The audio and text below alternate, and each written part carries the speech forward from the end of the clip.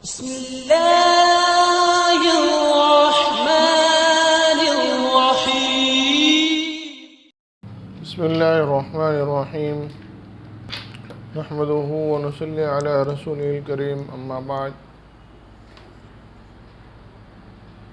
मोहतरम नाज़रीन किराम, इस्तक़बाल आपका दिन की बात यूट्यूब चैनल में। गुज़िश्ता हज़रात के सामने जो गुफ्तगू हुई उलमाए किराम की खिदमत के बारे में, उनकी ज़िम्मेदारी के बारे में, आज आप हज़रात के सामने मकतब और मदारिस के बारे में कुछ गुफ्तगू करनी है।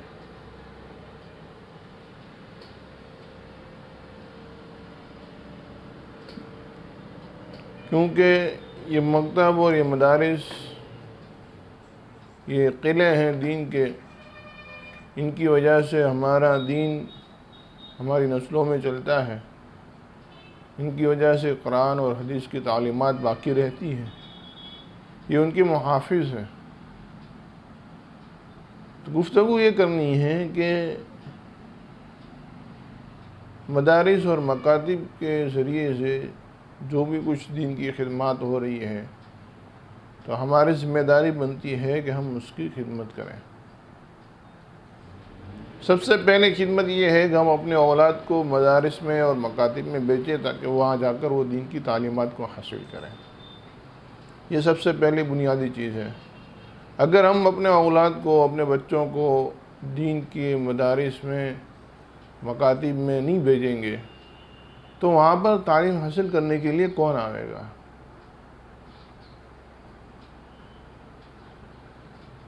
और उसके जो फ़ज़ाइल अल्लाह के नबी सल्लल्लाहु अलैहि वसल्लम ने जो बताए हैं कि दीन की तालीम को हासिल करने के लिए जब कोई बंदा चलता है, अल्लाह के रहमत के फरिश्ते उसके पैरों के नीचे अपने पर को बिछा देते हैं। एक जगह पर प्यारे हबीब सल्लल्लाहु अलैहि वसल्लम ने फरमाया कि जब कोई बंदा अल्लाह के दीन को हासिल करने के लिए निकलता है तो अल्लाह की तमाम मखलूक़ात, ज़मीन की, आसमान की, समंदर की, जंगल की, शहरों की, सारी मखलूक उस बंदे के लिए दुआ करते हैं। और अल्लाह के नबी सल्लल्लाहु अलैहि वसल्लम ने फरमाया कि दीन के किसी एक बाब को, किसी एक मसले को सीख लेना 1000 रकात नफल नमाज पढ़ने से भी ज़्यादा अफजल है।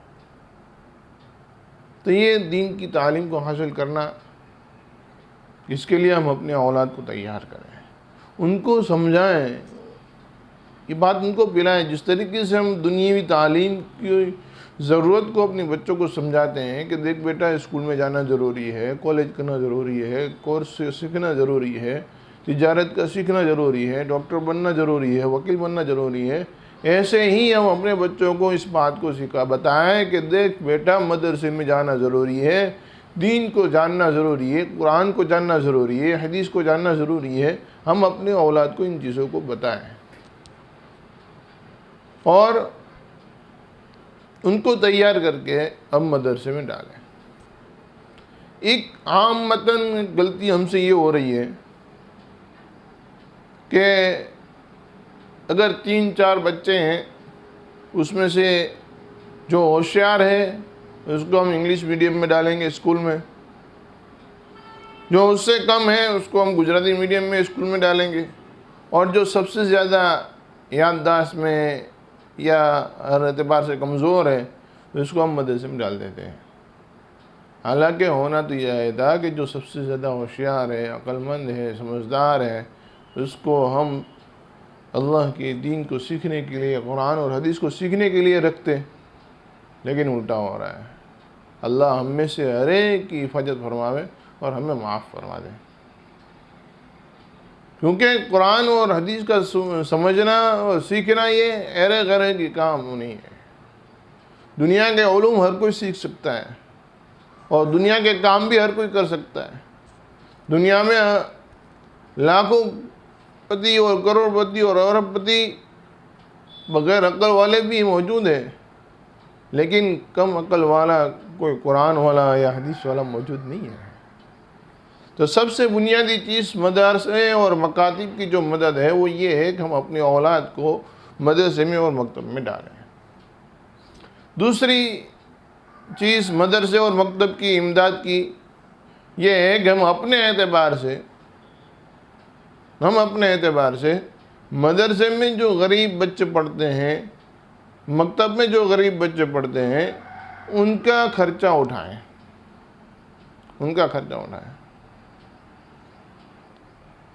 और लिल्लाह रकम से मदरसे में इमदाद की जाए। क्योंकि इस मदरसे में से पढ़कर निकलने वाला बच्चा कल को हमारी इमामत करेगा, कल को वो मसले और मसाइल बतावेगा, कल को वो कौम की रहबरी करेगा। और ज़कात का जो माल है वो माल तो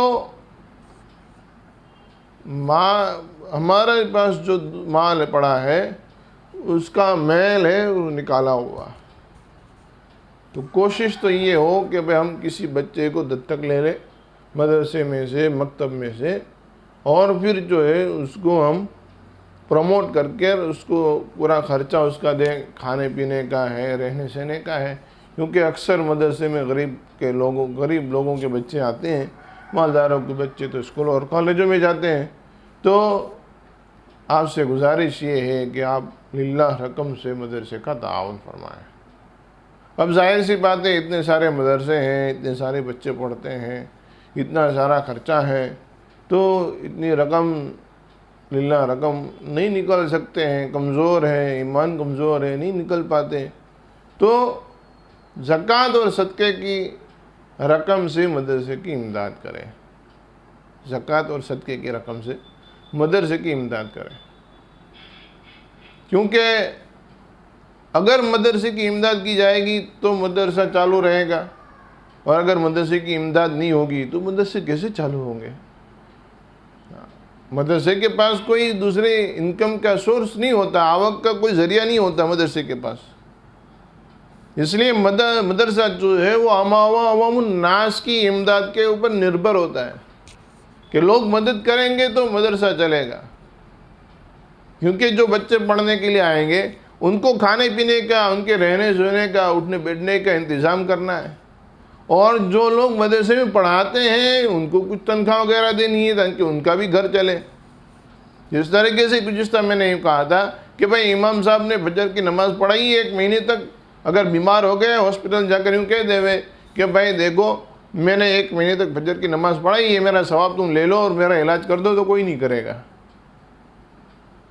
इसी तरीके से जब कोई मदरसे में पढ़ाने वाला कोई आलिम है, कोई हाफिज़ है, तो वो कोई उस्ताद है, अब वो मदरसे में पढ़ा रहा है बुखारी शरीफ, अब उसके खर्चे का, उसके कुछ तनख्वाह और कुछ पगार नहीं दिया जाएगा, और फिर वो घर जावे और बीवी यूँ कहें कि देखो खाने को कुछ नहीं है, कुछ खाने को लाने का है, तो वो शोहर यूँ कह देवे कि देखो मैंने बुखारी शरीफ का सबक पढ़ाया है, उसका सवाब जब थोड़ा थोड़ा ले लो बस हो जाएगा।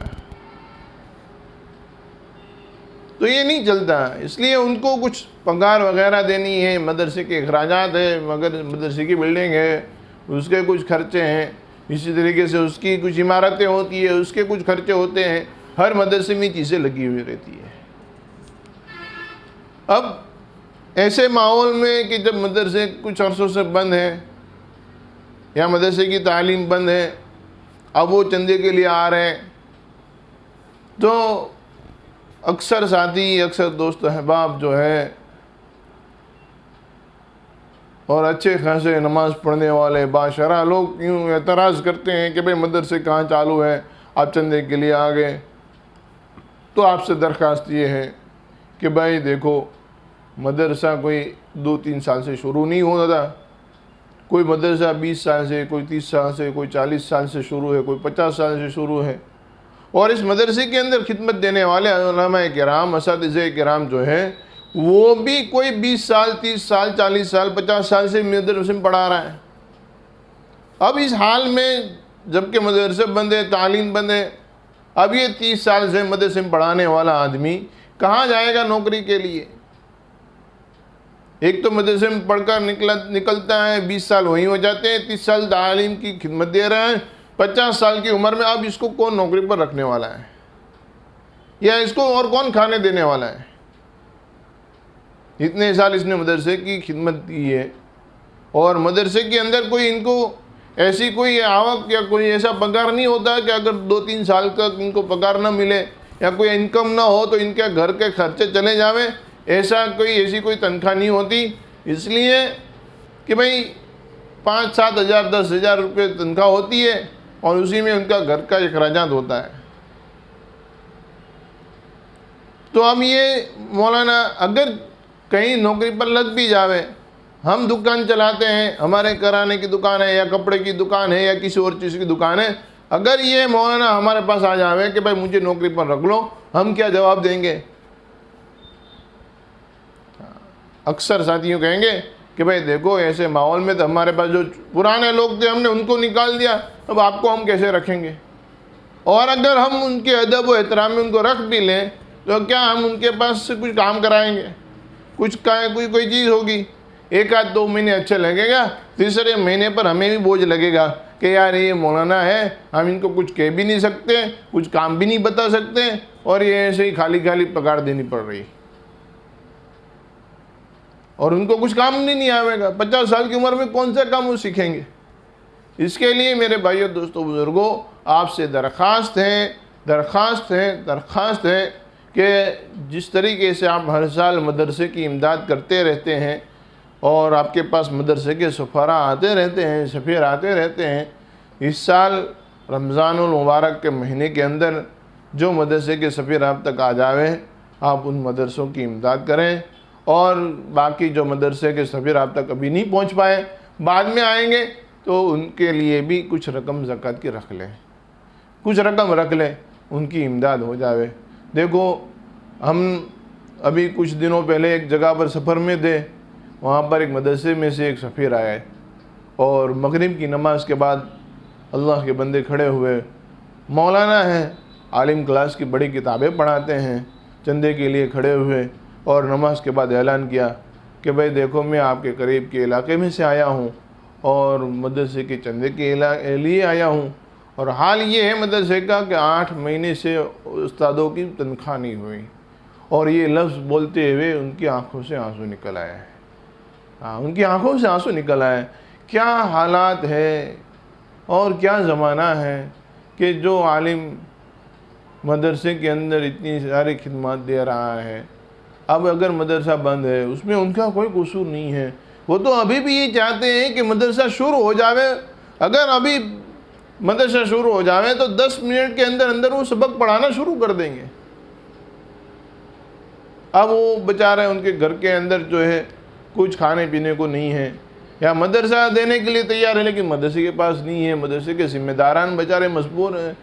तो मेरे भाइयों दोस्तों बुज़ुर्गों, आपसे दरख्वास्त है कि जो भी मदरसे के सफ़ीर आपके पास आए, आप उनकी मदद करें और दिल खोल कर मदद करें, जितनी हिम्मत है उससे ज़्यादा दें। अल्लाह रब्बुल इज़्ज़त आपको ज़ाया नहीं करेगा, अल्लाह आपको ज़ाया नहीं करेगा। मेरे भाइयों दोस्तों बुज़ुर्गों, अल्लाह आपको ज़ाया नहीं करेगा, अल्लाह आपको बहुत देगा।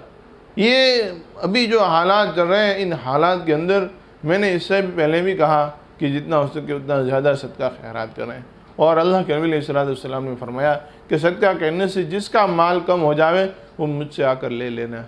मेरे भाइयों दोस्तों, हमारा माल कम नहीं होगा, अल्लाह और बरकत देगा, अल्लाह और बरकत देगा। इसलिए मदरसों की इमदाद करें, मदरसों का ख्याल रखें, और किसी सफ़ीर को किसी ऐसे अल्फाज ना कहें जिससे उसका दिल दुखे। मेरे भाइयों, आने वाला आदमी ऐरा गैरा नहीं होता। कभी हमारे पास आने वाला आदमी बुखारी शरीफ पढ़ाने वाला होता है, कभी मिशकात शरीफ पढ़ाने वाला होता है, कभी अबू दाऊद पढ़ाने वाला होता है। कभी हमारे पास आने वाला आदमी फ़िक़्ह हनफिया की बड़ी बड़ी किताबों को पढ़ाने वाले होते हैं, कभी कोई मुफ्ती साहब होते हैं, कभी किसी मदरसे के ज़िम्मेदार होते हैं। हमें पता नहीं हमारे सामने ज़कात की रकम लेने के लिए, मदरसे की इमदाद के लिए, चंदा करने के लिए आने वाला आदमी, अल्लाह के यहाँ उसका क्या दर्जा होता है और हम उसको कैसे कैसे अल्फाज सुनाते हैं। अगर हमसे नहीं हो सकता, हम कम से कम उसको अच्छे अल्फाज के, दुआ या अल्फाज के साथ हम उसको रुखसत कर दें कि देखो भाई माशाल्लाह आप लोग आए हैं, आपका बड़ा एहसान है, लेकिन हमसे नहीं हो रहा, या हमारे पास इस मरतबा ज़कात की बिल्कुल रकम ही नहीं है, या हमारी हैसियत नहीं है कि हम अभी कुछ लिल्लाह की रकम आपको दे सकें, सदका की रकम दे सकें या ज़कात की रकम दे सकें। लेकिन देखो हम आपके लिए दुआ करते हैं, अल्लाह आपको और ज़्यादा इस मौका पर और इस मरतबा जो है अल्लाह आपके काम को और ज़्यादा आसानी के साथ निपटा देवे। और इंशाअल्लाह आप भी दुआ करें कि अल्लाह हमें और माल दे ताकि हम भी आपकी और मदद कर सकें। ऐसे कुछ दुआइयाँ अल्फाज के साथ जो है उनको रुखसत करें, किसी बुरे अल्फाज के साथ उनको रुखसत न करें। मेरे भाइयों, बहुत शिकायतें आती है, बहुत शिकायतें आती है, और जब कोई बड़े किताब पढ़ाने वाला या कोई आलिम जब ऐसी शिकायतें करता है ना, मेरे भाइयों बहुत दिल दुखता है, बहुत दिल दुखता है। क्या है हमारे कौम के लोग क्या कर रहे हैं। ये मदरसे और उनको चलाने वाले उलमाए किराम जब आपके सामने आ रहे हैं, ये तो इनका एहसान है, वरना ज़कात का हक़ तो ये है कि हमें खुद सामने चलकर जाकर उसको ज़कात देनी चाहिए। अब देखो कि हम हमारे शहर में इतने सारे लोग हैं, हर कोई ज़कात निकालता है। अब ये ज़कात की रकम हर कोई देने के लिए मदरसे में जाएगा तो उसको कितना टाइम खर्चा होगा, वक्त खर्चा होगा, पैसे खर्चे होंगे, सारा सब कुछ होगा। और ये मदरसे के सफीर आपके पास आ रहे हैं, हर एक के घर घर आ रहे हैं, दुकान दुकान पर आ रहे हैं, मस्जिद मस्जिद आ रहे हैं। मेरे भाइयों, इनका कितना बड़ा एहसान है कि हमारा खर्चा भी कम हो रहा है, हमारा खर्चा भी नहीं हो रहा, हमारा वक्त भी बच रहा है, पैसे भी बच रहे हैं, सब कुछ बच रहा है, और उसके बावजूद हम उनको अच्छे अल्फाज से नहीं बुला सकते। मेरे भाइयों, हम अफसोस के साथ कह रहे हैं, अफसोस के साथ कह रहे हैं कि आने वाले सफ़ीर का दिल न दुखे, इसका पूरा ख्याल रखें। आने वाले सफ़ीर का दिल न दुखे, इसका पूरा ख्याल रखें, और मदरसे की भरपूर इमदाद करें, मदरसे का ताउन करें। मैंने जो पहले कहा कि सबसे पहला ताउन ये है कि भाई आप अपने बच्चों को मदरसे में रखें, दीनी तालीम दें, क्योंकि हर मदरसे वाले सबसे पहली उनकी तमन्ना ये होती है कि ज़्यादा से ज़्यादा बच्चे हमारे मदरसे में आएँ और अल्लाह के दीन को सीख कर जाएँ। ये उनकी बुनियादी और ये सबसे पहली उनकी तमन्ना होती है। उसके बाद तमन्ना ये होती है कि जो बच्चे हमारे पास आए हैं अल्लाह के दीन को सीखने के लिए, उनके सहूलत के सारे इंतज़ाम हम कर सकें। इसके लिए ये लोग चंदे के लिए आते हैं।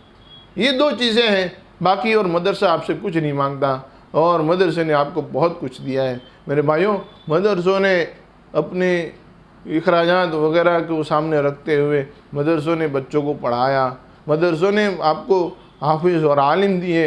ये हाफिज़ और आलिम आपके बच्चों के कानों में अज़ान देते हैं, ये हाफिज़ और आलिम आपके बच्चों के नाम रखते हैं, ये आपको बताते हैं कि भाई कैसे नाम रखे जाएँ, ये आपको बताते हैं शादी ये निकाह पढ़ा देते हैं, ये आपके जनाजे की नमाज़ें पढ़ा देते हैं, ये आपका इतना सारा ख्याल रखते हैं। मेरे भाइयों, ये सब कुछ मदरसे की देन है। अगर ये मदरसे ना होते तो आज ये दीन की रौनक और चमक दमक जो है वो हमारे सामने ना होती।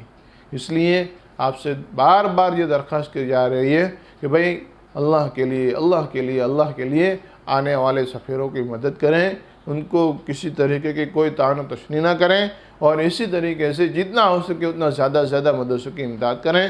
सब तो यही दरख्वास्त करेंगे कि हो सके तो किसी 2-3 बच्चे, 3-4 बच्चों को आप अपने दत्तक ले लें, एडॉक ले लें, और उनके पूरे अखराजात को आप ले लें अपने ज़िम्मे।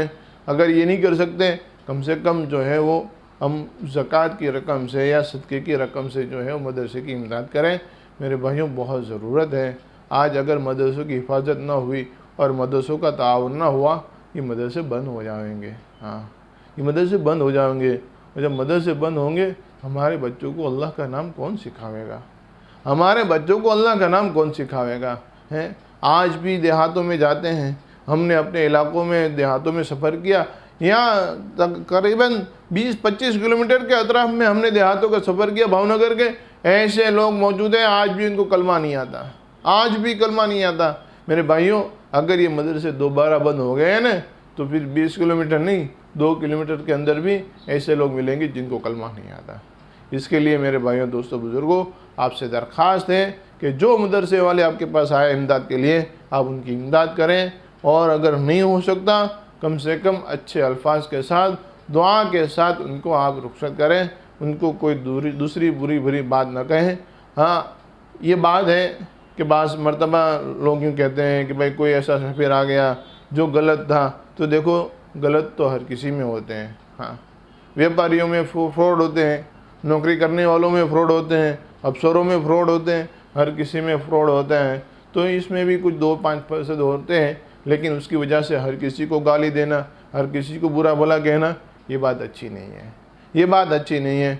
इसलिए जो है आपसे फिर से मैं दरख्वास्त करता हूँ कि भाई हम जो है अपने रवैये को दुरुस्त करें और कुछ अपने आप पर रहम खाएँ। अल्लाह रब्बुल इज़्ज़त से दुआ है, अल्लाह तबारक व तआला हम तमाम को कहने सुनने से ज़्यादा अमल करने की तौफ़ीक़ अता फ़रमाए। आमीन या रब्बल आलमीन।